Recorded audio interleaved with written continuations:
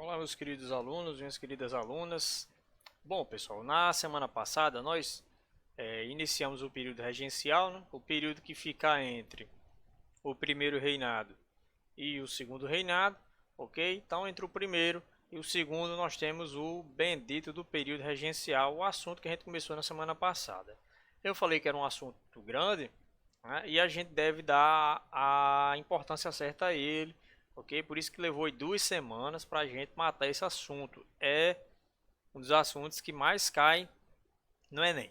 E se tratando de Enem, que é o que a gente mais está interessado aqui, se tratando de período regencial, a coisa que mais cai são as rebeliões. Beleza? Então foram inúmeras rebeliões, por isso que o período regencial é conhecido como o período mais conturbado aí da história do Brasil, tirando o regime militar, ok? Então, vamos falar sobre a cabanagem, sobre a cabanada, a balaiada, a sabinada e a mais famosa de todas, que vocês vão ter que ter um cuidado especial, a Guerra dos Farrapos ou Revolução Farroupilha, ok? O nome pode variar aí de acordo com o livro, com o autor. Então, vamos ver aí uma por uma. Então, olha, foram de norte a sul do Brasil essas revoltas. Lembrando que a gente vai ver só as principais. Então, teve inúmeras outras aí, ok? Só que não vai dar para a gente ver todas. Ó, primeira delas, a cabanada. A cabanada, ok? Lembrando, pessoal, que a cabanada é conhecida como o zebrão do Enem. Por quê? Porque muita gente confunde cabanada com cabanagem. E foram duas revoltas diferentes. Cabanada, vocês vão ver aqui, ó. Cabanagem foi uma outra que aconteceu no Grã-Pará, né? Então, cuidado para não confundir cabanada com cabanagem. Então, prestem bem atenção a cada um dos detalhes e a localização. Beleza? A cabanada, aconteceu aí envolvendo os estados de Pernambuco e Alagoas, de 1831 a 1836, ou seja, foi mesmo no ano da abdicação de Dom Pedro I. Lembram disso? Da abdicação de Dom Pedro I, início do período regencial. E Dom Pedro de Alcântara ainda não tinha idade. Então vamos lá. O que eles pregavam? O que eles queriam? Qual era o discurso deles? Defesa da grande propriedade, ou seja, defesa das grandes fazendas, né? Defesa da religião católica. Olha só, que teria sido ofendida com a saída de Dom Pedro I. Bruno, por que eles acharam que a saída de Dom Pedro I ofendeu a Igreja Católica, o catolicismo? Pessoal, porque as ideias republicanas se instalaram no Brasil com a saída de Dom Pedro I. Né? E as ideias republicanas eram ideias laicas, não tinham relação com a Igreja. É tanto que quando foi proclamada a República aqui no Brasil, em 1889, uma das primeiras coisas que o nosso primeiro presidente fará é criar o casamento civil, ou seja, cortar laços governamentais com a igreja. Então, o republicanismo e a igreja católica nem sempre ele vai estar casado, né? Não digo nem só a igreja católica, mas com a religiosidade em si.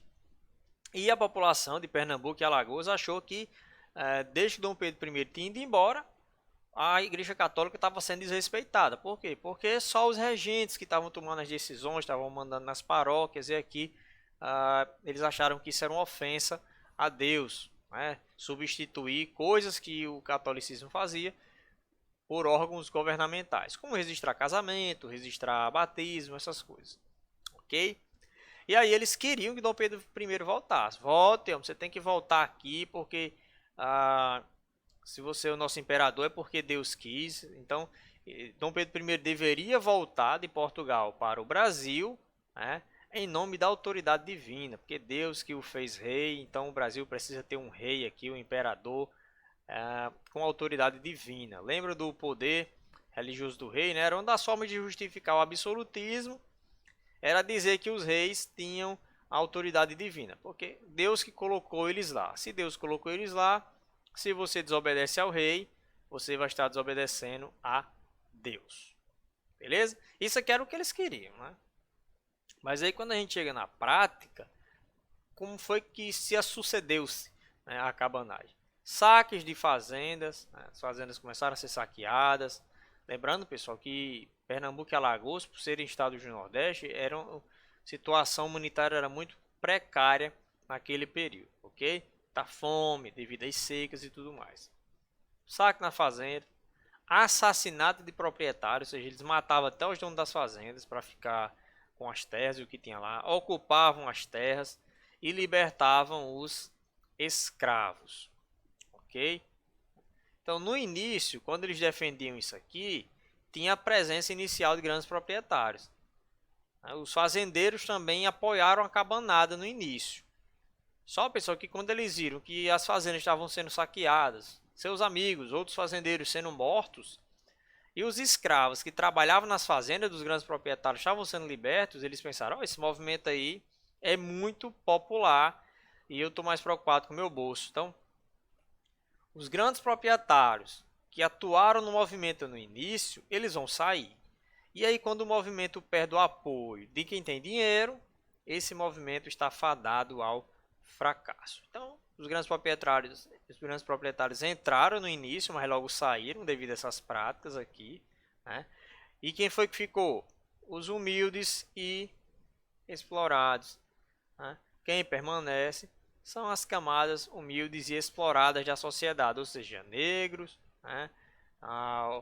Os ambulantes, escravos, tudo mais.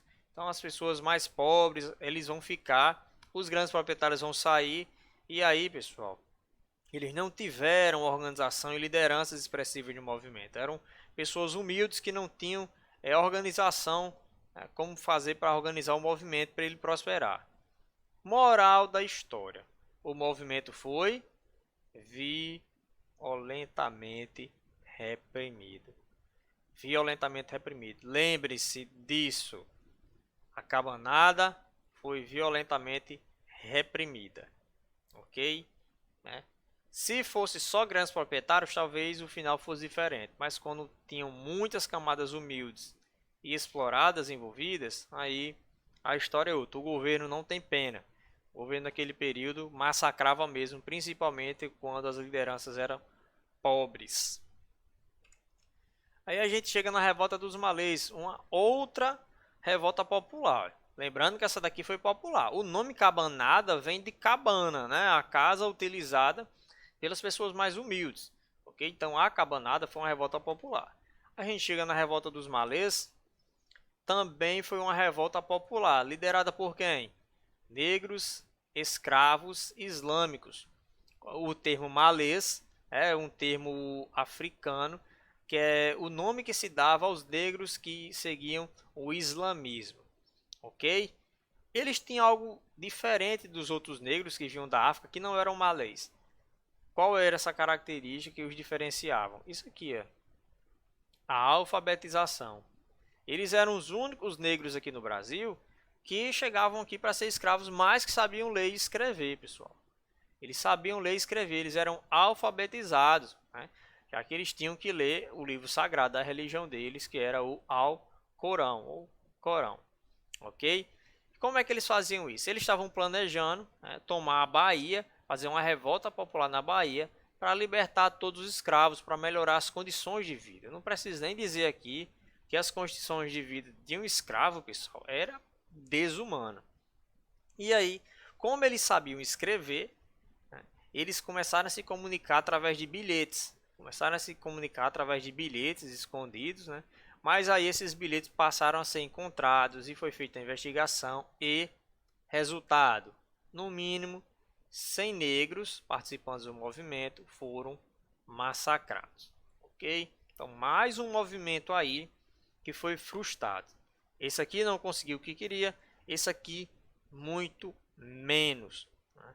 Os negros participantes que foram descobertos que tinham alguma coisa a ver com o movimento, eles foram massacrados. Então, mais uma revolta popular que, por ter pessoas pobres, pessoas ligadas às classes mais baixas e exploradas, como a dos escravos, foi violentamente reprimida. Uma terceira revolta foi a cabanagem. E aí eu volto a dizer, não confundam com cabanada, beleza? Cabanada, Alagoas, cabanagem, o Grã-Pará, que era a junção aí do Pará com o estado do Amazonas. Vai acontecer de 35 até 40. Então, a revolta aí que durou 5 anos, ok, pessoal? Eita, vamos lá, ó. Mais um movimento popular, né? Mais um movimento onde vai ter a participação popular e pouca participação de homens ricos e poderosos. Então, você tinha como base da cabanagem índios, negros, mestiços, escravos ou livres. Porém, todos o quê? Todos liso, todos sem posses, ok? Ó, o nome aqui cabanagem tem o mesmo significado da cabanada, né? Vem de cabana. Você pega aí as moradias das pessoas mais pobres. Então a cabanagem ela denota o sentido popular do movimento, né? Que liga logo a cabana, que era a casa utilizada pelas pessoas pobres, índios, negros, mestiços, escravos, né? Homens livres, mas pessoas pobres, trabalhadores liberais, que eram um sapateiro, um alfaiate, um engraxate, alguém que era livre, mas não tinha riqueza. Contra que eles lutavam? Contra as desigualdades sociais que eram gigantescas naquela região, né? Os fazendeiros com muitas terras, explorando escravos e índios, né? E a população mais pobre passando necessidade, dependendo de um ou outro serviço que fazia para eles. Então lutavam contra as desigualdades, mas não tinha um programa político definido, ou seja, quando a gente conseguir tomar o Grã-Pará, o que é que a gente vai fazer? Sabe, eles não tinham organização, saber o que fazer depois que tivessem com o Estado na sua mão, com o poder na sua mão, né? Muitas vezes acontece isso, vocês fazem uma revolta, fazem um movimento, conseguem derrubar um governo, mas depois que assume o controle, olha um para a cara do outro e diz: e aí, vamos fazer o que agora? Que eu não sei governar, nós não temos estudos para organizar leis e tudo mais. Então, era bem o que acontecia aqui na cabanagem. Chegaram a tomar o poder, né, durante alguns meses, mas grandes fazendeiros que no início estavam apoiando a cabanagem, depois viraram a casaca, né? Foram traídos, os fazendeiros traíram o movimento e botaram os pobres para morrer. Os homens ricos que participaram do movimento, Antônio Marshall, Francisco Vinagre e Eduardo Angelim, eles no início apoiaram o movimento, mas depois fizeram um acordo com o governo regente, né, com o nosso querido Império Brasileiro, e entregaram as principais lideranças populares da cabanagem, ok? E aí eu não preciso nem dizer o resultado. Foi a revolta mais severamente reprimida. Por ser a mais popular das revoltas, ou seja, que tinha mais participação da população humilde, foi a mais severamente reprimida. 30 mil mortos. O governo regencial matou 30 mil pessoas, entre eles índios, negros, mestiços, escravos e pessoas livres, porém sem posses. 30 mil não é nada não, mas 25% da população da província do Grã-Pará foi exterminada pelo governo. Então observe aí o tamanho do estrago que foi, ok? Então é a nossa terceira revolta, é a terceira revolta popular e a terceira revolta que não deu certo, né? Para finalizar a cabanagem, aqui nós temos as lideranças anônimas, aqui as lideranças humildes que ficaram famosas por lutar na cabanagem.